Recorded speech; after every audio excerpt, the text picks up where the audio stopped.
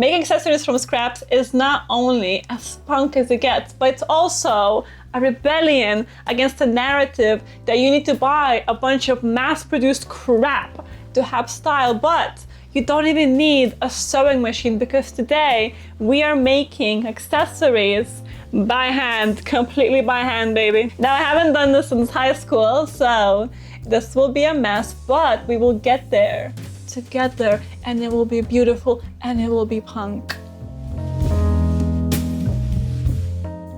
The scrap of the day is a cutoff from a denim dress. I used another bracelet as a reference, but all you need is your wrist measurement and like 2 centimeters for seam allowance. I need 2 pieces for this project. I cut out one to see if it fits me properly over my wrist, and then I cut out the other one and set it aside. For the details, I needed more scrap fabric, so I grabbed one of my failed projects, one of many, and I cut off a piece that would otherwise go to the bin. Then I cut out a little square out of some cotton fabric and drew a little doodle on it with my fabric pens, and that will be the design. To temporarily secure the tartan piece, I did a running stitch all around, which is just running your needle loosely in and out without using any knots in the beginning or the end. This will help keep the piece in place while I do the decorative stitching. For the decorative stitching, I used a bigger needle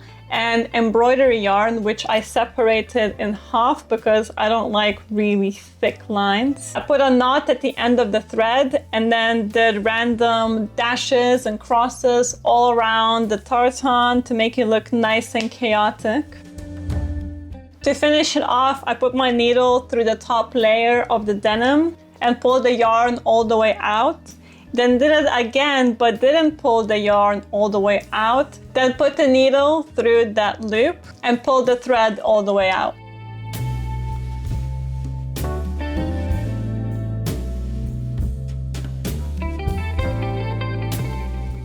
To secure the little doodle patch in place, I used a back stitch, which is a very simple stitch, but very secure. You insert the needle from underneath the fabric and then do a little stitch.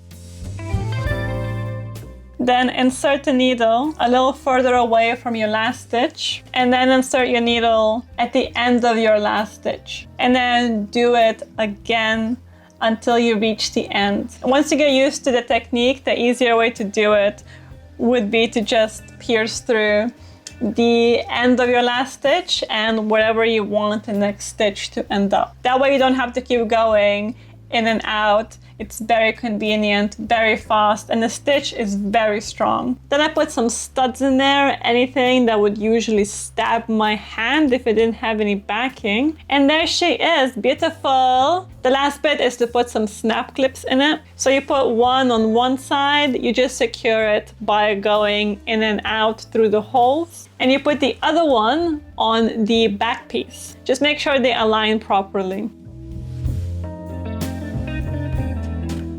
To connect the 2 pieces, I did a blanket stitch. I started with a knot and I pierced through only one layer of the fabric to hide the knot in between the fabrics. To do the first stitch, you put the needle through the back, but don't pull the thread all the way through, and then put the needle through the loop and tighten it.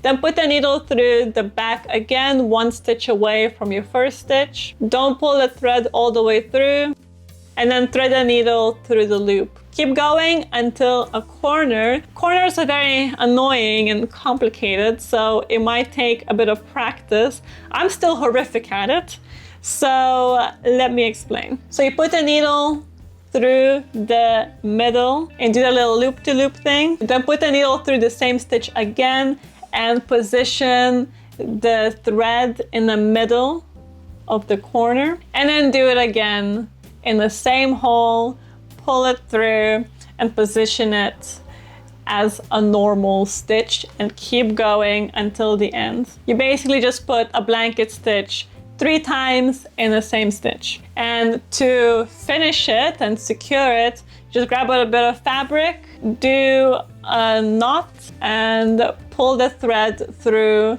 in between the fabrics and cut it off. And it should look something like this. I did a pretty terrible job because I am severely out of practice.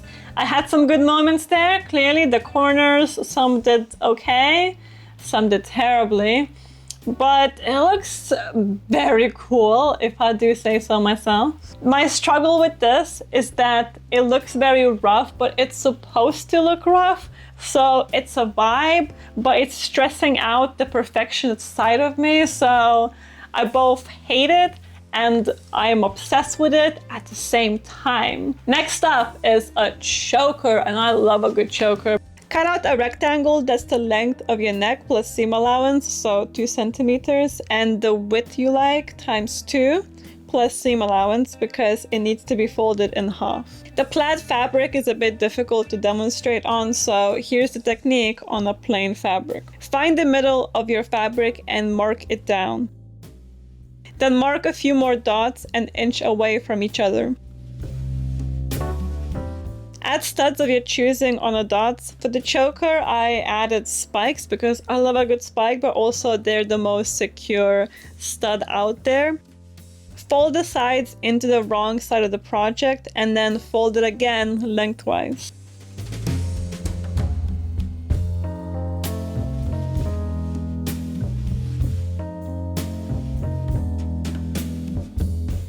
Sew it together with a backstitch. And then turn it inside out. To close the sides, you can either do an invisible stitch or a back stitch. For an invisible stitch, you need to hide the knot between the fabric.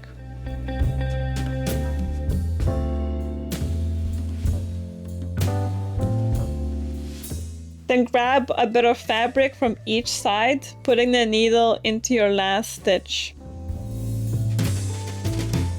Pull the thread to tighten the seam.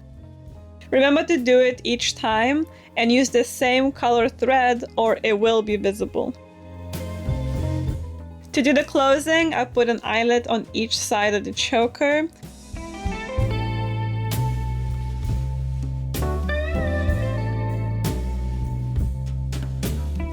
And used a ribbon to tie it closed. Don't forget to burn or put glue at the end of your ribbon to prevent it from unraveling, and you'll end up with a result like this.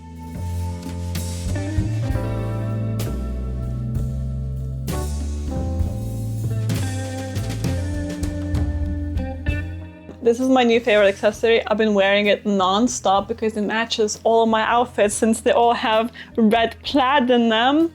So I love it. Beautiful. This one is a close second because of the little heart. I love the little hearts. And clearly I got a little obsessed with making them because it's so easy. In our last DIY accessory video, we made these cuffs, which are sewn by a sewing machine, but they can just as easily be made by hand because it's quite literally just a straight stitch and it's amazing. Can't forget this beauty. I am still in love with the patches. Look how beautiful they are. Or these gloves with the spikes that everyone hated. Thank you for watching. I hope you found this at least a little bit informative. I just noticed the cat has been chilling here the whole time. That's adorable. Let me know in the comments down below if you'd like to see anything else from me. Like this video if you enjoy. Subscribe to see more chaos and maybe more of Luna. And I shall see you in the next one. Bye bye.